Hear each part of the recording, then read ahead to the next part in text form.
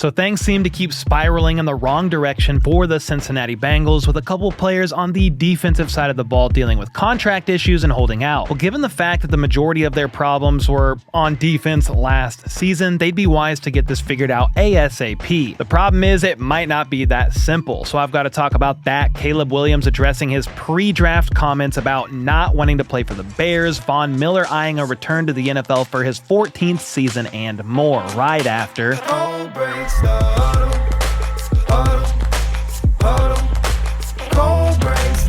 Alright, first up, it appears the longtime veteran pass rusher Von Miller, who is still a free agent, currently plans on trying to play again in the NFL this season. He was most recently with the Buffalo Bills since 2022, but they released him back in March after what wasn't necessarily the smoothest tenure there. It's kind of their fault. Why would you sign him to the contract that you did?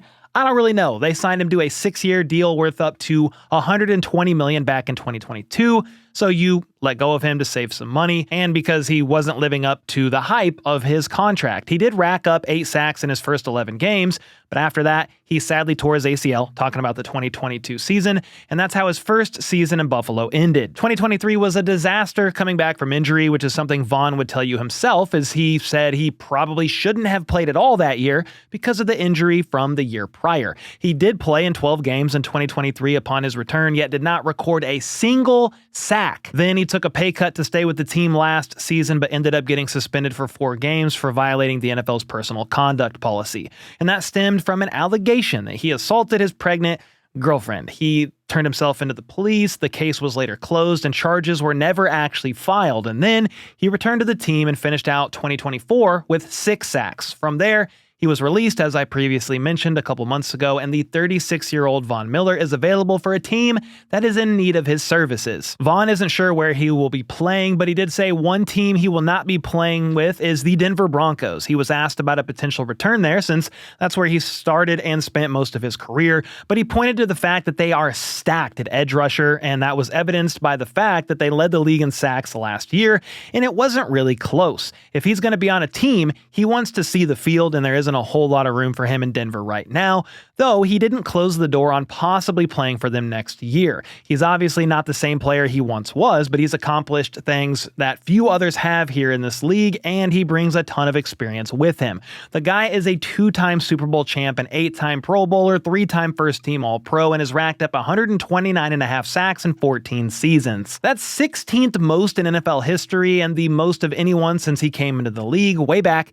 in 2011. So, while he's looking to get back on the field, there's another edge rusher who might be staying away from it for a while. Things are not looking too positive over there in Cincy regarding defensive end Trey Hendrickson at this point in time, and this latest report suggests he might be okay with sitting out as long as it takes to get a deal done, even eating into the season. He's heading into the final year of his deal and is grossly underpaid for leading the league in sacks last year and putting up 17.5 of them for the 2nd year in a row. He's the 13th highest paid edge rusher on average right now, but he really deserves to be somewhere around Danielle Hunter, Max Crosby, and Nick Bosa, who are all making roughly around $35 million per year. However, the Bengals don't appear eager to hand over a bunch of guaranteed money on a long-term contract, and that's according to Trey himself via some recent comments he's made both on the Pat McAfee show and then at a Bengals practice a couple weeks ago where he showed up to speak with the media about his situation. He hasn't participated in any offseason activities or practices, and according to Ben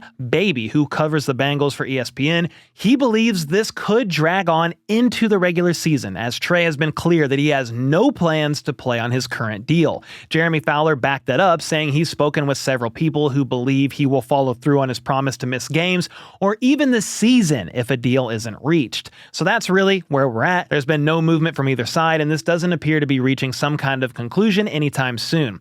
I will say that's what we also thought about the Myles Garrett situation after he requested a trade. It looked ugly. Then out of nowhere, he signs the biggest contract for a defensive player in NFL history. So just because nothing has happened yet doesn't mean it won't. It's just not looking great at the moment. And given the fact that Hendrickson racked up nearly 50% of the Bengals' total sacks last season, he's the guy in control, holding the cards right now, at least in my opinion, since he could stand firm and refuse to budge and just say, hey, you're still getting a decent amount of money this year. Do you want it or not? But that would be quite the blow to their defense that was quite honestly not good at all last year, even with him on the field talking about Hendrickson. There is the possibility that plays out where they could attempt to trade him before the trade deadline this upcoming season if things get really ugly, but obviously so much could happen between now and then. Anyway, to make matters worse, or at least more annoying for Bengals fans, their first-round pick in defensive end Shemar Stewart is still holding out of practices and now OTAs as his rookie deal remains unsigned. The reason for that is because of one specific detail in his proposed rookie contract. It's kind of complex, but simply put, there's a disagreement over language in the contract regarding the potential voiding of his future guarantees. Since he wants to put in a default clause, and if that is breached, then they could void his future guarantees. A breach of that clause could look like anything from a disciplinary issue, a positive drug test, etc., according to a former NFL executive, Andrew Brandt. The thing is, Amarius Mims, their first-round pick from last year, didn't have this language in his contract, and he was taken just one spot lower in the first round than Shemar. Stewart's father actually addressed this very thing and made their desires clear, saying, quote, "We don't want more than anybody else has gotten. We want the same. We want the exact same that Amarius Mims got. We want the exact same that every Bengals first-round pick has gotten,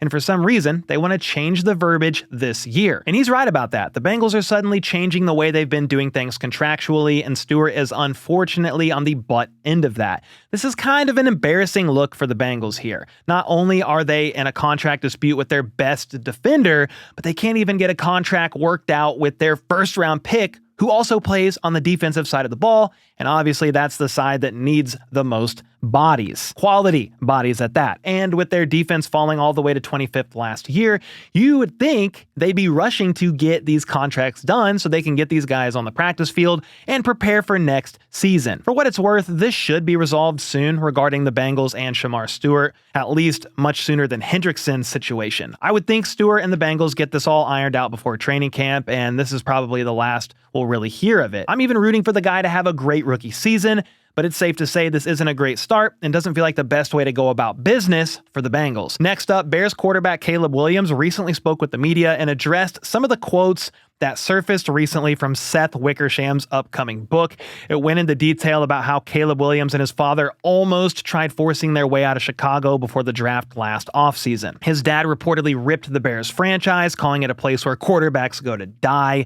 And I mean, he's not wrong. They have a long track record of not developing franchise quarterbacks, and it's the reason they're the only team to never have a 4,000-yard passer. Caleb apparently visited with Kevin O'Connell and really wanted to play for the Vikings, something that Bears fans weren't stoked to hear when this story came out. However, the book does reveal that Caleb decided he ultimately wanted to play for the Bears because he wanted to shoulder the responsibility of trying to help turn the franchise around.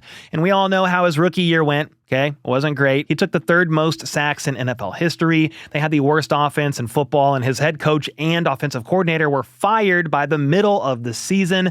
There was also a wild story from this book where Caleb shared that he sometimes didn't even have coaches telling him what to watch on film. He just turned it on and tried to figure it out for himself. Well, that brings us all to yesterday. Caleb addressed the media, and he shared that he was disappointed about the timing of when these quotes were released, saying that it's been a distraction when he just wants to focus on moving forward with the Bears and this upcoming season. He didn't deny any details from the book per se, but he said the media was really making all this out to be bigger than it actually was. Sure, they had some thoughts about the Bears and doubts at times based on the history of the franchise. This was all pre-draft, but after visiting with them during his pre-draft process, he wanted to be a Bear. He loves this organization and is here, focused on the upcoming season, and is committed to them for a long time. He also addressed the whole film thing and said that some people took it to mean that he didn't know how to watch film and didn't have help, but it was more that he wanted to learn different shortcuts and strategies on how to watch the film, and he really wasn't getting that. Either way, he's excited about his new head coach, Ben Johnson, and is looking forward to putting this all behind him as they try and build a contender in Chicago. Things are certainly looking up for the Bears heading into the 2025 season. They've got their new head coach, Ben Johnson, a retooled offensive line, and more weapons for Caleb Williams and Colston Loveland and Luther Burden III from this year's draft alone. The problem is, their division is absolutely loaded with the Packers, Lions, and Vikings all making it to the playoffs last year, so I do wish them the best. Anyway, that's all I have for today, but there's going to be plenty more to talk about tomorrow with OTAs going on and all that fun stuff. So with that, I'll see y'all next time.